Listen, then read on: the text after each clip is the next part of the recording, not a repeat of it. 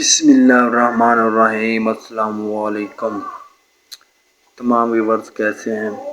वो किचन में खड़ी प्याज काट रही थी। मेरी आहट सुनकर मुड़ी तो मैंने देखा उसकी आंखें बिल्कुल सुर्ख थी और मुसलसल आंसू बहा रही थी। मैंने हमदर्दी से पूछ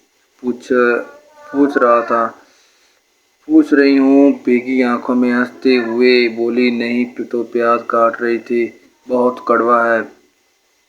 मैंने कहा, खाला अम्मी बुला रही है, रिश्ता देखने वो लोग आ चुके हैं। ठीक है। उसने पहली आंख साफ की, फिर ट्रे में कोल्ड ड्रिंक, फ्रूट वगैरह रखकर दुपट्टा ठीक से ओढ़कर बाहर की तरफ चल दी। मैंने उसको चलने के बाद टेबल पर ये पड़े प्याज की तरफ देखा, जो आधा कटा था, बाकी आधा प्याज को मैंने काटने लगा। कुछ और एक हैरत का झटका लगा मुझे। तब लगा मुझे पूरा प्याज कट गया। ना मेरी आंख जली, ना मैंने पानी आया। प्याज का बिल्कुल भी कड़वा नहीं था। मैंने उसके कदमों की आहट सुनकर मुड़ के देखा तो पैकेट से बिस्किट निकालकर प्लेट में रखती हुई उसके हाथ से एक लम्हे का रुक गए। उसने मेरी सुर्ख आंखें मेरी आंख में डालकर भीगे लहजे में धीरे से सुरगोशी करने वाले अंदाज से कहा, प्याज तो कड़वा नहीं होता उमर भाई, औरत की ज़िंदगी कड़वी होती है। क्या हुआ यार, ज़िंदगी को अच्छी भली तो है, वालिदैन, बहन भाई, अच्छी तलीम, इज़्ज़त आला फैमिली, ज़िंदगी की हर सहूलत भी ये ज़िंदगी से गला नाशुक्री क्यों है। उमर भाई आप नहीं समझेंगे। इसने चाय केतली में डाली हुई मायूसी से कहा, तुम समझाओ ना। मैंने बिस्किट प्लेट से उठाकर मुंह में डालते हुए कहा। इसने पैकेट के मुझे देखा और कहा कि मेरे साथ आओ। वो चाय का लेकर ड्राइंग रूम में चली गई और मैं खिड़की के पास खड़ा अंदर का मंजर देखने लगा। मोटी मोटी और 3 औरतें सोफे में बैठे कसाईयों वाली नज़रों से नाजिया को देख रहे थे। मैंने कमरे से बाहर खड़ा था तो मगर वो नज़रों को चबन से मुझे भी बेचैन कर गई। खाला बार बार इसरार करके उनकी प्लेटें भर रही थी। सर झुका के किसी से भी जान मोर की तरह सकात बैठी नादिया ने मुझे बहुत तरस आ रहा था।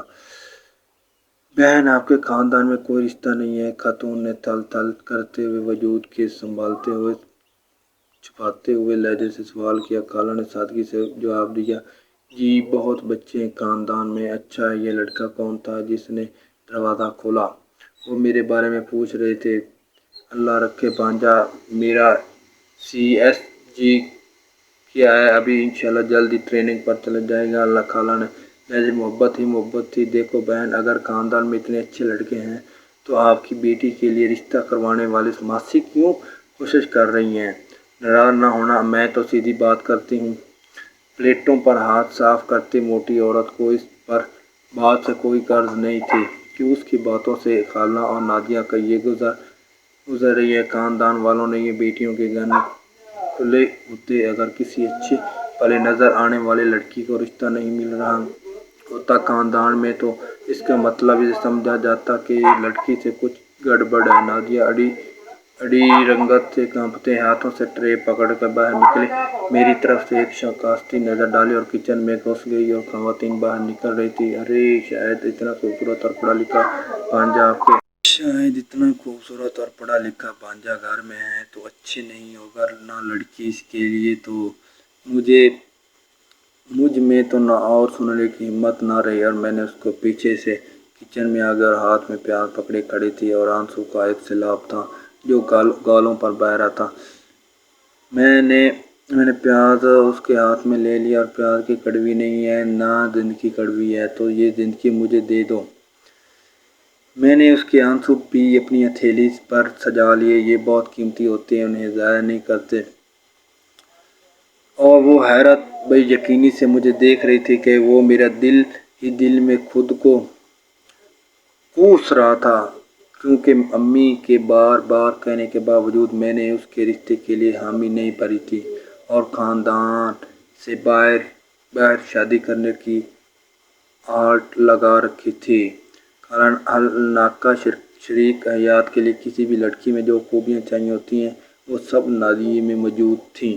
मैं ही क्या, ख़ानदान का जो भी लड़का या लड़की किसी अच्छे मुकाम पे पहुँचते हैं वो फैमिली से बाहर शादी की रट लगा लेते हैं। और इस तरह ना जाने कितनी लड़कियां और लड़के अच्छे रिश्तों की तलाश में लोगों की ताने और अपने किरदार कशी बर्दाश्त करने पर मजबूर होकर लड़के की आंखों में कचिक चले जाने वाली लड़कियां प्यार काटने के बहाने आती रहती हैं। ये स्टोरी मेरी नहीं थी भाई साहब, ये किसी और की थी। अगर आपको अच्छी लगे लाइक और सब्सक्राइब कर देना, आपका बहुत बहुत शुक्रिया होगा। ना भी करो तो आपका बहुत बहुत शुक्रिया। आप सब चैनल का जाकर ये मुकम्मल स्टोरी पढ़ लें, किसी का भला हो सकता है, हमारा कुछ नहीं जाना।